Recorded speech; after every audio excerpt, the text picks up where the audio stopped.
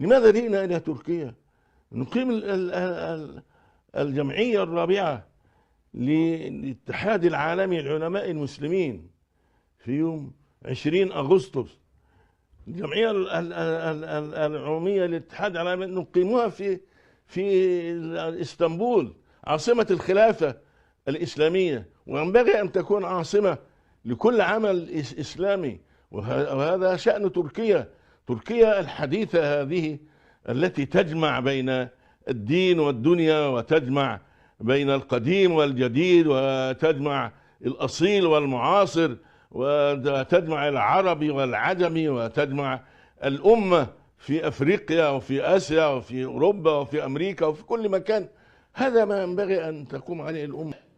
الرجل الذي غير تركيا هو رجب طيب أردوغان، ومن حقه أن يقود المسيرة، ومن واجب الشعب التركي، كل الشعب التركي أدعوه إلى أن يكون مع رجب طيب أردوغان. هو الرجل القائد الذي يعرف ربه ويعرف نفسه ويعرف شعبه ويعرف أمته ويعرف العالم كله من حوله.